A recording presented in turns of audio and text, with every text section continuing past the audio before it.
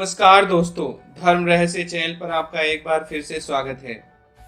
आज हमें दो और अनुभव प्राप्त हुए हैं, तो मैं दोनों अनुभवों को पढ़ूंगा। एक रविंद्र दहिया जी का, एक दूसरे अनिल नेगी जी का है, और दोनों अनुभवों को मैं पढ़ूंगा आपके सामने। साथ ही क्या क्या उनसे हमें प्राप्त होता है वो सब आप जरूर जान पाएंगे। तो चलिए बिना देर किए मैं शुरू करता हूँ। नमस्कार गुरुजी, मैं रावेंद्र दाहिया मध्य प्रदेश के सतना जिले से आपके पास अपना ये दूसरा अनुभव भेज रहा हूँ। ये बात 7 साल पहले की है। मेरे घर में मेरे कुल पूज के जो देवता हैं वो मुस्लिम शक्ति को अपने पास या मेरे पास नहीं बर्दाश्त कर सकते। इसका पता लगाने के लिए मैंने अपने गुरु से उनका गुलाम जिन, जिसको वो एक लड़की के शरीर पर उतार कर लाए थे, उसको गुरुवार की रात को उनके शरीर में बुलाए और बात की। उस समय मुझे कुछ नहीं हुआ, पर जब मैं रात को सो रहा था 12 बजे के बाद मेरी किसी शक्ति ने मुझे मेरे बेड से उठाकर पटक दिया और मुझ पर सवार हो गई। ये देखकर मेरे घर वाले परेशान हो गए और मेरे गुरु को बुलाया और बोले, देखो कौन है। उन्होंने देखा और बताया कि आपकी कुल देवी और एक वीर है जो मुझसे नाराज थे। मैंने क्यों जिनको बुलाया।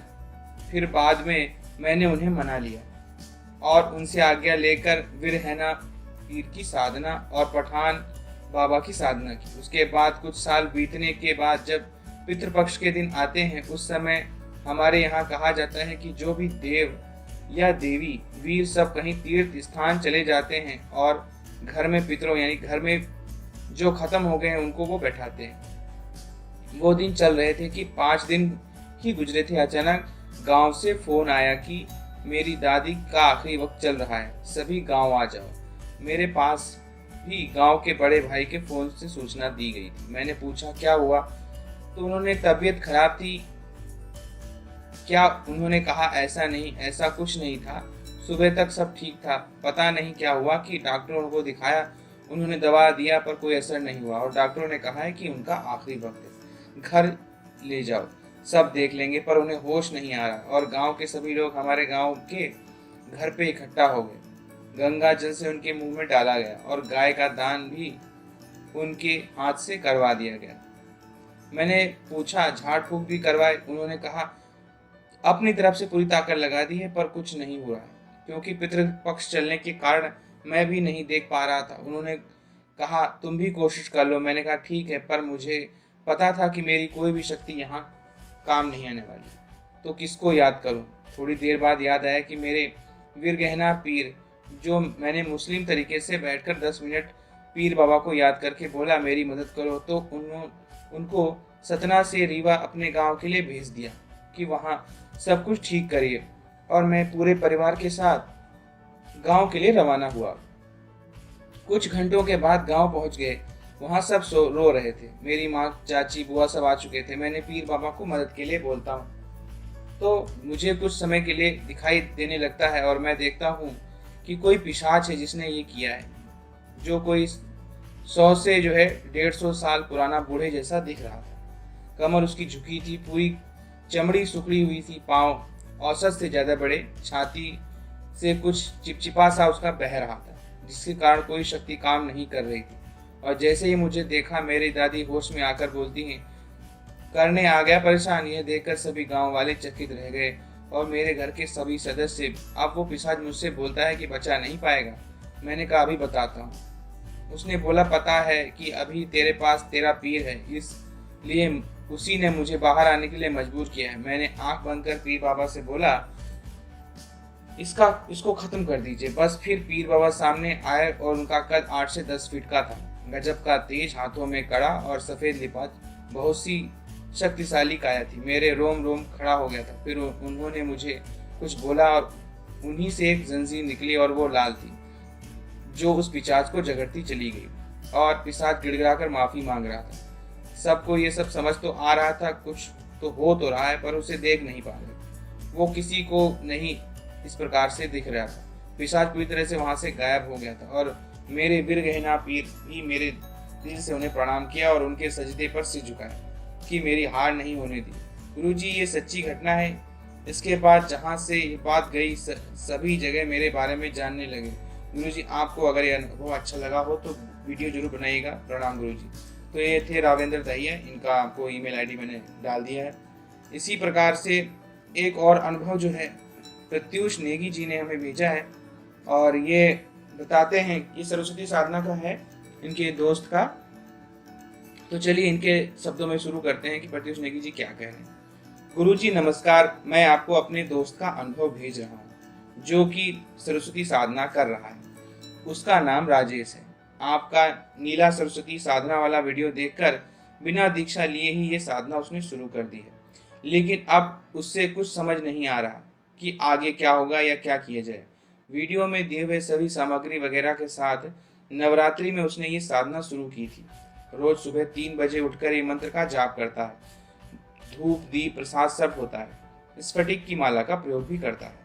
3 दिन तक जाप किया, बिना किसी परेशानी के किया और 4 दिन अंतिम जाप की माला पूरी होने से पहले अचानक माला टूट गई, लेकिन जाप उसने जाप नहीं रोका। अगले दिन उसने फिर से माला जोड़ के जाप किया, फिर कोई प्रॉब्लम नहीं है। सुरक्षा के लिए एक मुखी हनुमान कवच का पाठ भी करता है। उससे कुछ आभास भी हुए, जैसे रात को किसी का उसके कमरे में होना, साधना के दौरान लाइट का चले जाना, सुबह अलार्म से पहले ही नींद का खुल जाना, आग्रह चक्र पे दबाव, और जैसे छोटे बच्चों का उसकी कमरे की जमी यही दूसरी फ्लोर पे, वो कहते हैं छत में एक बिल्डिंग में रहता है और उसे सोते टाइम ऐसा लगता है कि जैसे कोई दूसरे माले की छत पर दौड़ रहा हो, जो कि नामुमकिन लगता है। जमीन पर सोने के कारण उससे ऐसा महसूस होता है। ये साधना करते ही 14वें दिन हुए और उस दिन माला फिर से उसकी टूट गई, पर वो रुका नहीं और जाप करता रहा। इससे इस साधना के लिए 41 दिन के लिए प्रण ले रखा है। अब क्या उससे ये साधना करनी चाहिए या नहीं? उसने कोई गलती तो नहीं की, या फिर बिना गुरु के करने के कारण कुछ प्राप्त नहीं हो रहा है? आपका वीडियो देखकर उसने ये साधना शुरू की, तो इनडायरेक्टली आप ही उससे गुरु हो गए। आप बताइए कि क्या किया जाए। तो देखिए ऐसी बात है सबसे ज़्यादा कि जो माला टूटी है, तो माला टूटना जो है साधना के निष्फल होने का संकेत होता है, सीधी सी बात होती है। और एक बार नहीं 2 बार टूटी है, यानी कि गलती तो इनसे हुई ही है। कौन सी गलती हुई है ये तो वही जान सकते हैं, कि या फिर किसी गुरु के निर्देशन में अगर कर रहे होते तो वो गुरु बता सकता था कि इस वजह पर यहाँ पर तुमने ये गलती की है, इस वजह से तुम्हारी ये माला टूट गई। और तुमने भी दूसरे का अनुभव बता रहे हो, आप अपना अनुभव बता रहे होते तो भी बहुत कुछ पूरी बातें बता पाते, जो कि इन्हों के माध्यम से आपको मालूम हुई है। इस वजह से पता नहीं चल पाएगा कि क्या इनके साथ समस्या हुई है, क्या इन्होंने गलती की। दूसरी तो इन्होंने बात की, इन्होंने एक मुखी हनुमान जी के कवच का पाठ भी करे थे। तो हनुमान जी के कवच का पाठ करने के बजाय आपको, अगर माता सरस्वती की साधना कर रहे हैं, जो अगर नील सरस्वती की साधना कर रहे थे, तो नील सरस्वती का ही कवच का पाठ करना ज़्यादा अच्छा था इनके लिए, क्योंकि उसी देवता का पाठ करो तो निश्चित रूप से सही रहता है, क्योंकि उसे मालूम होता है ये मेरी ही चीज़ है, इसलिए मैं दोनों तरह से बंधा हुआ हूँ कि एक तरफ तो मैं इसकी परीक्षा लूँगा और दूसरी तरफ मुझे इसकी रक्षा भी करनी है। इसलिए कभी भी जब कोई साधना कीजिए तो गुरु से पूछ लीजिए, इसलिए गुरु की आवश्यकता पड़ती है। वैसे बिना गुरु की आवश्यकता क्या होगी, क्योंकि अगर आप सब जान जाएंगे तो फिर व्यक्ति जो आगे चला हुआ है वो कैसे आपको बता पाएगा। तो इसलिए गुरु की आवश्यकता पड़ती है। तो अगर आप नील सरस्वती की साधना कर रहे थे तो आपको नील सरस्वती का ही कवच इसमें करना चाहिए था। अगर उनका कवच नहीं कर सकते तो माता महाकाली का कवच निश्चित रूप से आप कर सकते थे, तो भी आपकी कोई समस्या नहीं आती। तो और माला का टूटने का मतलब है कि आपने गलती की है और ये साधना आपकी पूरी नहीं हुई है, कहीं ना कहीं आपसे गलती हो गई है साधना। तो चाहे वो आसन में गलती हुई हो, या बैठने में, या जाप करने की दिशा में, या फिर किस तरह माला फेर रहे हैं उसमें। और कभी कभी ऐसा भी होता है कि नए नए बच्चे होते हैं तो वो माला को बहुत तेज दबा दबा करके अपनी उंगलियों पे चलाते हैं, इस वजह से भी कभी कभी माला टूट जाती है, क्योंकि माला इतनी आसानी से नहीं टूटती है। अगर पहली बार जाप कर रहे हैं, ये आप कुछ ना कुछ गलती करेंगे या कुछ अदृश्य शक्ति आपसे उस तरह की दबाव डलवा देगी माला पे कि माला टूट जाए और आपकी साधना भंग हो जाए। तो पहली बात तो ये जान लीजिए कि साधना को आप जो है बंद कर दीजिए, वो साधना मत कीजिए, क्योंकि वो माला टूट गई है। इसलिए आप कोई नई माला लेकर के फिर से शुरुआत करिएगा और गुरु से दीक्षा लेके, जिसने जो भी साधना करने बैठी है, मतलब पहले उस गुरु से उसकी साधना दीक्षा ले लीजिए उस मंत्र की। उसके बाद उस गुरुमुख से जब मंत्र हो जाता है, उसके बाद जब गुरु से आज्ञा ले ली जाती है, तभी वो साधना शुरू की जाती है। इससे जो है आपको फायदा होता है, नुकसान नहीं होता है, और साथ ही साथ सिद्धि होने की संभावना भी बढ़ जाती है। मंत्र जागृत हो जाता है, वरना मंत्र जागृत ही नहीं होता है। अगर गुरु मुख से आपने साधना नहीं ली है, गुरु से आपने आज्ञा नहीं ली है, तो इस वजह से आपको ये सब समस्याएं आई हैं और इस तरह के उनके अनुभव भी हुए हैं। तो ये थे 2 अनुभव आज के। अगर आपको पसंद आए हो तो लाइक करें, शेयर करें, सब्सक्राइब करें। आपका दिन मंगलमय हो। धन्यवाद।